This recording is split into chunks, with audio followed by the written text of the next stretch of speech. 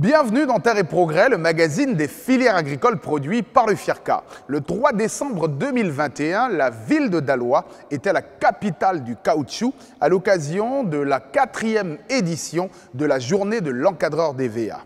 Une mise à l'honneur de ces hommes et de ces femmes de l'ombre qui écrivent chaque jour, avec la sueur de leur front, l'histoire de l'EVA.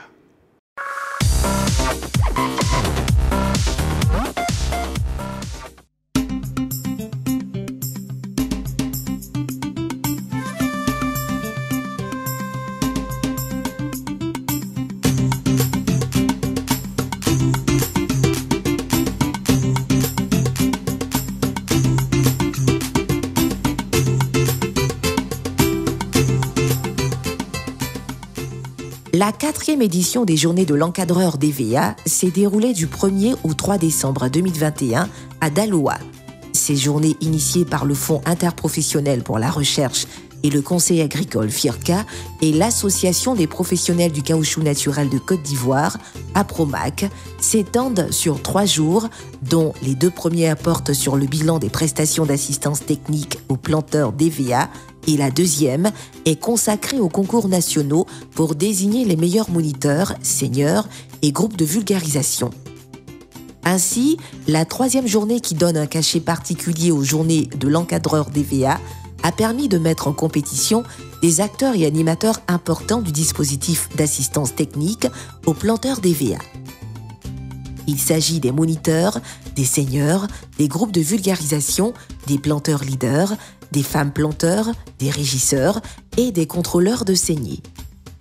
Les candidats aux différentes épreuves sont proposés par les 7 opérateurs d'encadrement de la filière que sont la SAPH, CCP, CHP, EXAT, IDH, SOGB et TRC.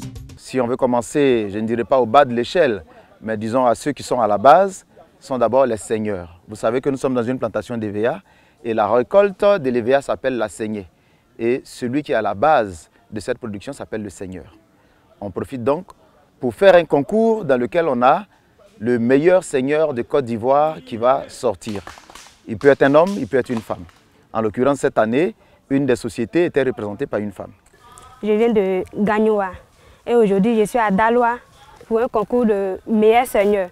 On commence par l'école sèche avant de rentrer dans les différents champs pour le travail final. Top, c'est parti!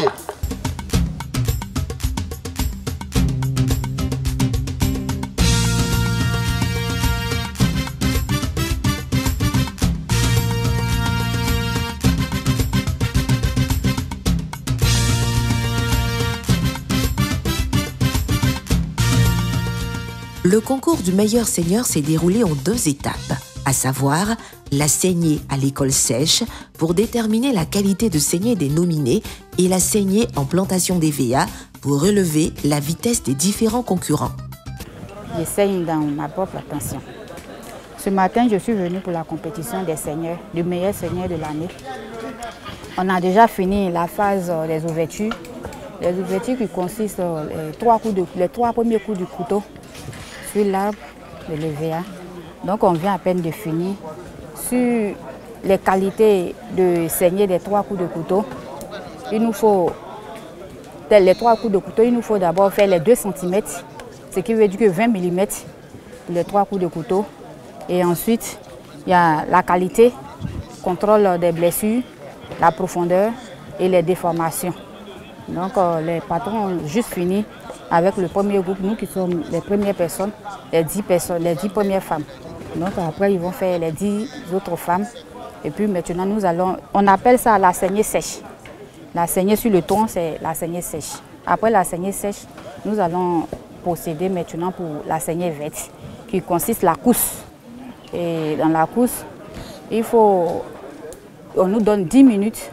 Donc pendant le temps qu'on va nous donner, la première qui va pouvoir faire plus de nombre d'arbres saignés, elle sera la gagnante sur la course. Moi-même, depuis, on dit il y a concours déjà, moi, j'ai mis dans mon cœur que je dois gagner. Je n'ai pas de raison pour parler un jour que je ne veux pas gagner. J'habite deux ans même de prendre au village pour venir, j'ai pris des gens que je gagne. Je ne veux pas deuxième, c'est premièrement même je cherche. C'est ça qu'ils cherchaient. Mais Dieu merci, j'entends de chercher toujours. Hein. On n'a pas les résultats d'abord. C'est pour ça qu'on a commencé le travail net, je n'ai pas misé. J'essayais dans mon cœur pour devenir premier de base Zandra. Et je veux sortir le nom de ESA. C'est pour ça que je m'ai lancé comme ça pour que... Le concours a porté sur 3 principaux critères notés sur 100 points avec les pondérations suivantes. La vitesse des seigneurs, 30 points, la maîtrise des ouvertures de panneaux, 35 points et la qualité de saignée, 35 points. L'innovation cette année a été l'introduction du concours du meilleur moniteur. Les moniteurs sont donc le premier maillon du conseil agricole, de l'encadrement. Il y aura aussi le concours du meilleur encadreur. Et dans leurs activités, en plus des seigneurs, on a ce qu'on appelle les groupes de vulgarisation. Les groupes de vulgarisation sont un nombre homogène de planteurs qui sont issus d'un même village, chez qui on va diffuser certaines activités. En l'occurrence, dans le fond de cette image, vous avez un groupe de vulgarisation qui est en train d'être animé justement par un moniteur. On diffuse aussi là des thèmes techniques qu'ils doivent pouvoir appliquer dans leur plantation. Après eux, il y a encore d'autres personnes qui interviennent. Ce sont les régisseurs. Les régisseurs, eux, ils sont dans les plantations qui sont d'une certaine superficie où on a plus d'un seigneur. Et donc, ils vont coordonner ces activités-là. Ils sont un peu le relais entre les seigneurs et les moniteurs.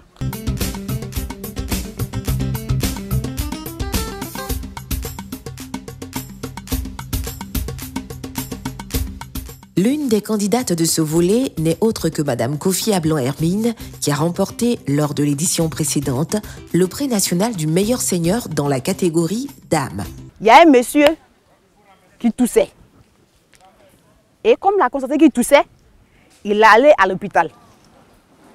Et arrivé à l'hôpital, après les analyses, c'est-à-dire le docteur, le médecin a pris le sang, il a analysé, il a vu qu'il souffrait de la tuberculose. C'est-à-dire la toux.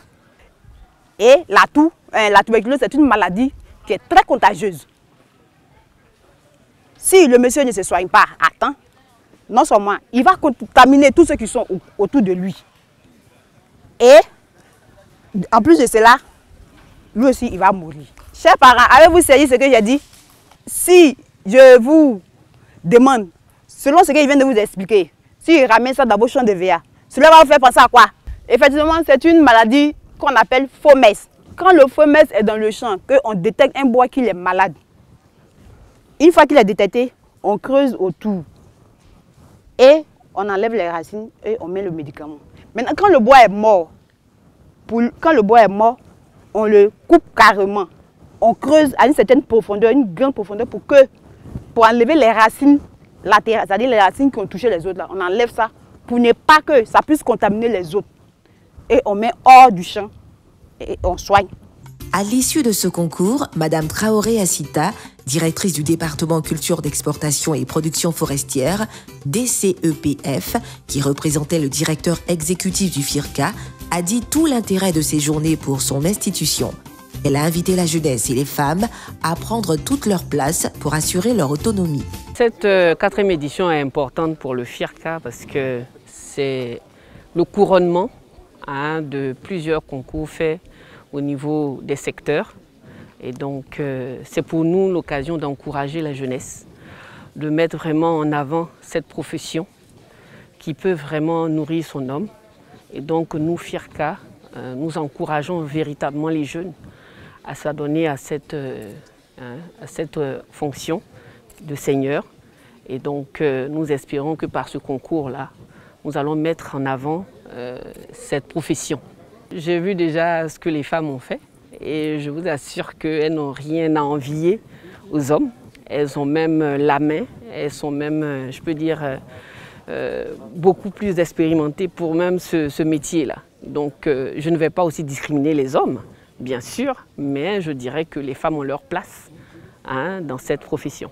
Espérons que par cette vitrine que nous faisons de cette profession, les jeunes viendront à cette profession. Il ne faut pas toujours aller en ville.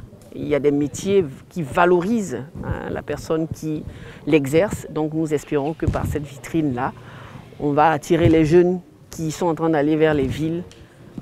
Vaut mieux rester au village, pouvoir se nourrir et puis être autonome financièrement.